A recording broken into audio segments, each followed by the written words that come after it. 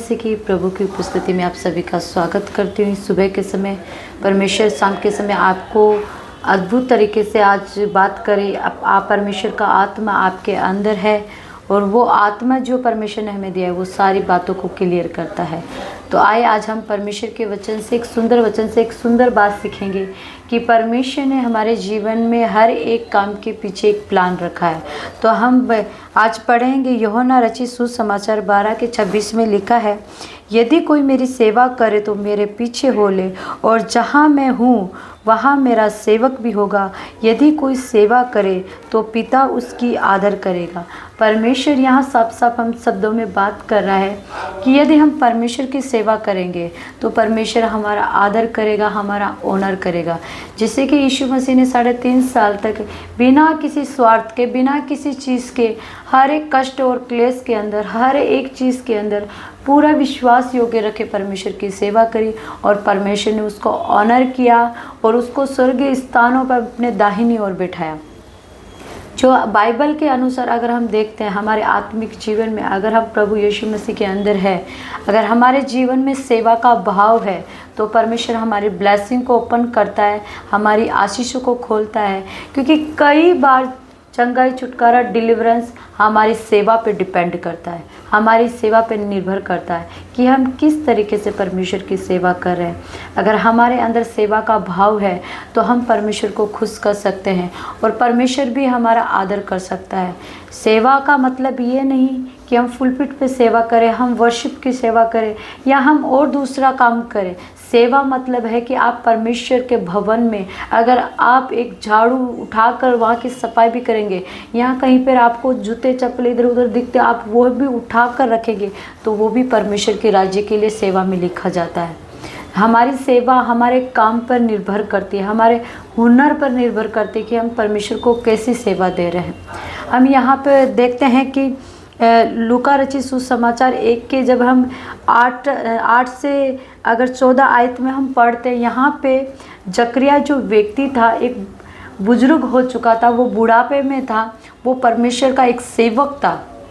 बुढ़ापे तक उसके कोई आशीष नहीं थी, बच्चे की कोई बच्चा उसके नहीं था, लेकिन वो अपनी सेवा में फेथफुल था। जब उसकी बारी आई सेवा की, जब उसका नाम लेके बुलाया गया कि आज आपको परमेश्वर के भवन में सेवा देनी है, तो वो भाई उस समय ये सोचकर पीछे नहीं हटा कि मैं बचपन से लेकर अब तक परमेश्वर की सेवा कर रहा हूँ, या परमेश्वर ने मुझे जीवन में कोई आशीष नहीं दी, कोई बच्चा नहीं दिया, कोई छुटकारा मेरे जीवन में नहीं, फिर भी मैं क्यों जाऊँ। उसके पास ऑप्शन था, वो छोड़ सकता था, लेकिन वो परमेश्वर के पास भरोसा रखता था, एक वफादार था परमेश्वर के काम के प्रति। और जब वो अपने समय में, जब उसका नाम लिया गया, जब उसके नाम की चिट्ठी निकली, वो परमेश्वर के भवन में था।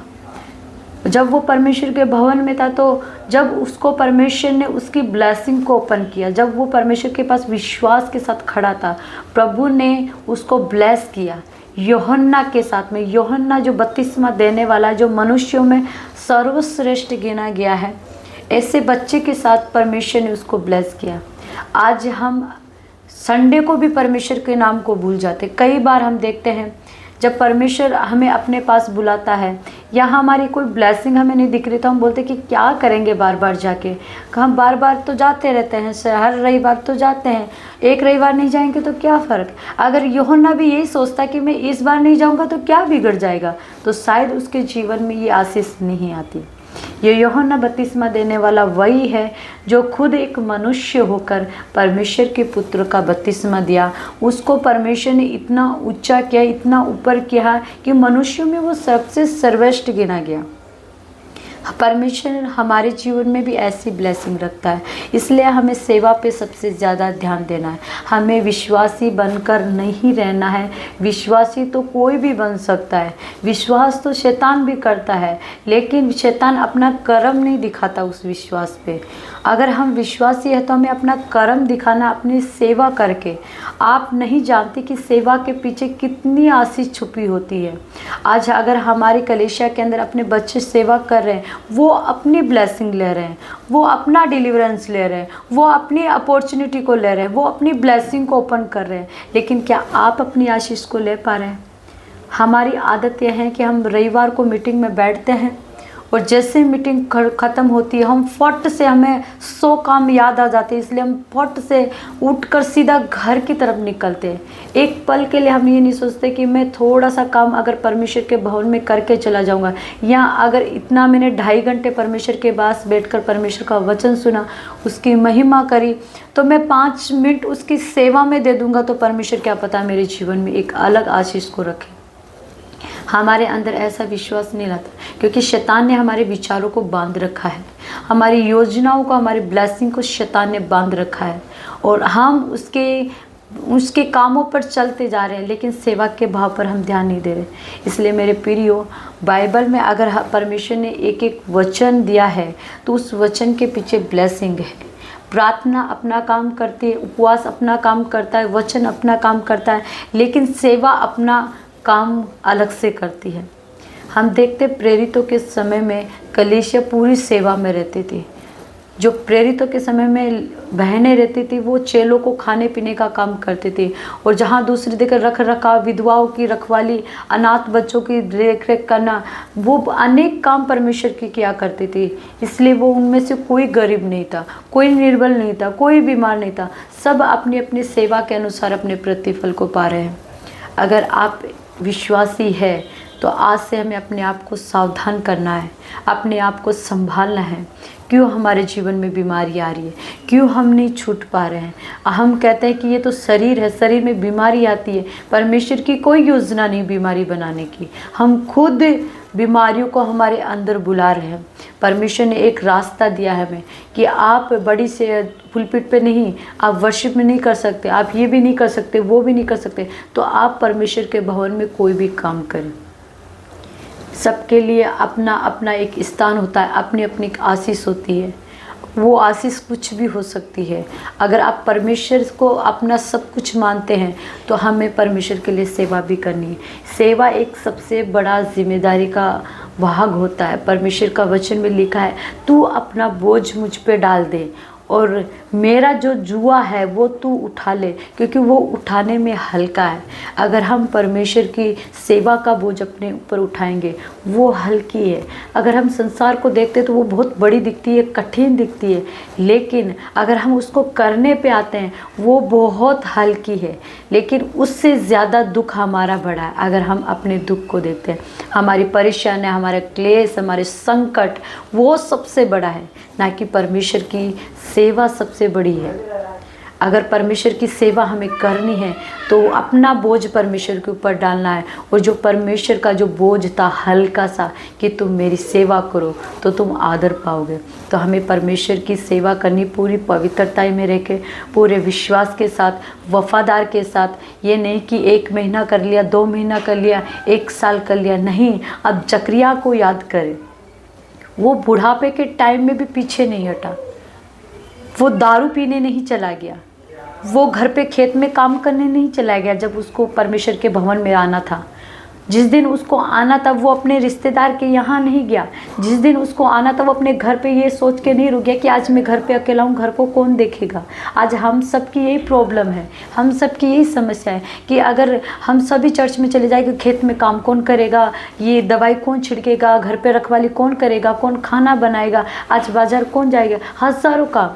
परमेश्वर ने हमें 6 दिन दिए हैं, वो 6 दिन हमारे लिए हैं, लेकिन एक दिन जो है वो परमेश्वर का है। अगर हम उसी दिन परमेश्वर से दूर रहेंगे तो परमेश्वर हमें कैसे आशीषित करेगा। हम कैसे सोच सकते हैं कि परमेश्वर हमें आगे बढ़ाएगा। हम कैसे मूर्खों की तरह ये विचार रख सकते हैं कि परमेश्वर हमें आगे बढ़ाएगा। इसलिए हमें निर्बुद्धि लोगों की तरह नहीं सोचना, अज्ञान लोगों की तरह नहीं सोचना। हमें परमेश्वर का दिन परमेश्वर के घर में रहना है, परमेश्वर के पास रहना है, उसकी सेवा में आगे बढ़ना है, ताकि परमेश्वर हमें आगे बढ़ा सके। इसलिए मेरे प्रिय भाई बहनों, आप जहाँ कभी भी कलीसिया में हो या जहाँ किसी भी चर्च से जुड़े हो, आप परमेश्वर की सेवा करें। सेवा कोई छोटी बड़ी नहीं होती। अगर आपको नहीं पता आपको क्या करना है तो आप अपने अगुओं से पूछें, अपने टीम मेंबर से पूछें कि हमें कुछ सेवा दो, ताकि हम घर जाने से पहले सेवा करके जाएं। सेवा सबसे बेस्ट इम्पोर्टेंट पार्ट है बाइबल का, क्योंकि बाइबल की उत्पत्ति से लेकर प्रकाशित वाक्य तक हम देखते हैं सेवा को बहुत महत्व दिया गया है। हम एक सेवक के तौर पे बुलाए गए हैं। हम विश्वासी बनकर नहीं, सेवक बनकर हमें परमेश्वर में रहना है। सेवा कोई भी हो सकती है, एज ए कोई भी कुछ भी सेवा हो सकती है। इसलिए हमें विश्वासी नहीं, विश्वासी फेक वर्ड है, विश्वासी तो मैं झूठा शब्द मानती हूँ, क्योंकि वो तो शैतान भी करता है। हमें एक सेवक के तौर पर अपने आप को देखना है।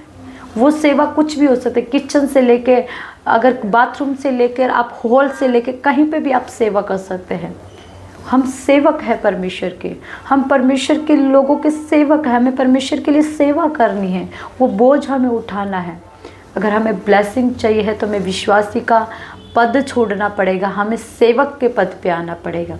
सेवक के पद में आने का मतलब ये नहीं कि मैं फुल पिट पे चढ़ जाऊं, या मैं जो क्वायर टीम करी या पास्टर का वो काम मैं करूं, ऐसा नहीं है।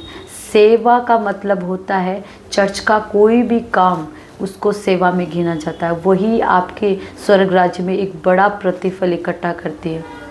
इसलिए मेरे भाई बहनों, हमें विश्वासी का पद छोड़कर सेवा में आना है, परमेश्वर के काम का बोझ उठाना है, उसके सुसमाचार को सुनाना है, वो भी एक सेवा है। उसके कामों को करना भी एक सेवा है। कोई भी काम छोटा बड़ा नहीं है। हम एक अनजान व्यक्ति की तरह रविवार को आके बैठकर 3 घंटे खराब करके वापस नहीं चले जाना है। हम सिर्फ परमेश्वर की आज्ञाओं को सीखते हैं। तो अगर जो आज्ञा हम सीख रहे हैं उसको सेवा के अंदर हमें इस्तेमाल करनी है। फिर आप देखना आपके परिवार में परमेश्वर कैसे बड़े काम करता है, आपके परिवार के रास्ते कैसे ओपन होते हैं, आपकी लाइफ का एक अलग ही नज़रिया होगा लोगों को देखना, वह आपको ऑनर करेगा। बाइबल का वचन में लिखा है, यदि तू मेरी आगे वीडियो को चले, मनुष्यों का ही नहीं तू मेरा भी आदर पाएगा। तो यहाँ पे बाइबल हमें साफ बात शब्दों में लिखा रही है कि जहां मेरा सेवक, जहां मैं हूँगा मेरा सेवक भी होगा।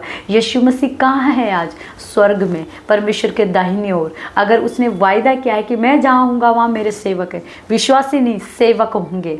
तो अगर हमें परमेश्वर की सेवा करने तो हम यीशु मसीह के साथ रहेंगे और परमेश्वर हमारी इस सेवा के द्वारा हमारी आदर करेगा, ऑनर करेगा, जिस प्रकार उसने जकरिया का किया। और यूहन्ना रचित सुसमाचार जैसे एक बड़े मनुष्य का एक पुत्र जो पूरी सृष्टि पर सर्वश्रेष्ठ ठहराया गया, जो पिता के पुत्र का बपतिस्मा जिसके हाथों के द्वारा हुआ, बहुत बड़ी बात है। तो परमेश्वर भी हमारे लिए इतनी बड़ी ब्लेसिंग देना चाहता है, ऐसी आशीष परमेश्वर भी हमें देना चाहता है। इसलिए हमें परमेश्वर के वचन पे अड़े रहना है, परमेश्वर के वचन पे खड़े रहना है और परमेश्वर की सेवा को करते रहना है। वो दिन परमेश्वर आपके जीवन में और मेरे जीवन में जल्दी देगा कि वो ये जकरिया के सम्मान हमें भी एक शब्द देगा, हमारी आशीष को खोलेगा और हम भी एक सुनाम और एक आदर के योग्य पात्र ठहरेंगे। इसलिए हम परमेश्वर का धन्यवाद देते इस वचन के लिए। मैं विश्वास करती हूँ ये वचन आपके हृदय के अंदर जगह छोड़े। आइए अपने हाथों को उठाएंगे, हम प्रार्थना करेंगे इस वचन के लिए। खुदा, तेरे वचन में लिखा है परमेश्वर पिता प्रभु जी, मुझे सेवा का भाव दे परमेश्वर पिता। मैं मूर्खों की तरह बैठकर परमेश्वर तेरे वचन को, वर्शिप को अटेंड करने वाला ही नहीं, लेकिन तेरे भवन में परमेश्वर, तेरे पवित्र जगहों पे परमेश्वर मैं एक सेवा कर सकूँ खुदा परमेश्वर। वो चाहे सेवा कुछ भी हो परमेश्वर पिता प्रभु जी, चाहे वो रख रखाव की हो परमेश्वर, चाहे वो सुसमाचार की हो, चाहे वो खाना बनाने की हो, चाहे साफ सफाई की हो परमेश्वर, किसी भी सेवा में मैं छोटा सा हाथ भी बटाऊंगा प्रभु, मुझे विश्वास है कि मैं प्रतिफल को पाऊंगा। इससे आप परमेश्वर पिता प्रभु तो इनको ब्लेस कर खुदा परमेश्वर, इसको सेवा करने वाली आत्मा इनको दे परमेश्वर पिता प्रभु, ताकि तेरे पवित्र भवन में रहकर तेरी सेवा को कर सके खुदा। शैतान का हर एक स्वभाव इनके जीवन से खत्म होना पाए शिनाश्री के नाम में। शैतान की हर एक योजना इनके जीवन से खत्म होना पाए शिनाश्री के नाम में परमेश्वर। जब ये अभी डिसीजन ले कि हम खुदा तेरे राज्य के लिए सेवा करेंगे, यीशु नासरी के नाम में जो दरवाजे शैतान ने इनके बंद किए यीशु के नाम में ओपन होना पाए, वो खुलना पाए परमेश्वर, और ये अपने परमेश्वर आशीषों को अपनी आंखों से देखने वाले बन जाए खुदा। ऐसे प्रार्थना करते खुदा, इन सुनने वालों को परमेश्वर ब्लेस कर खुदा, और इस सुसमाचार इस मैसेज को शेयर करने वालों को भी तू ब्लेस कर, ताकि उनकी ब्लेसिंग भी ओपन हो परमेश्वर पिता प्रभु। मैं तेरा थैंक्स करती परमेश्वर, दुआ यीशु के नाम से मांगती हूँ, आमीन। प्रभु आप सबको ब्लेस करे। आप इस वचन को ज़्यादा से ज़्यादा, इस मैसेज को शेयर करें परमेश्वर को। आपने जो पाया है वो अपने भाई बहनों को भी देना है, जिसको नहीं पता उन तक भी इस मैसेज को पहुंचाना है, और इस ब्लेसिंग को हमें सोखना है पूरी तरीके से और परमेश्वर के अंदर आगे बढ़ना है। प्रभु आप सबको आशीष दे। God bless you.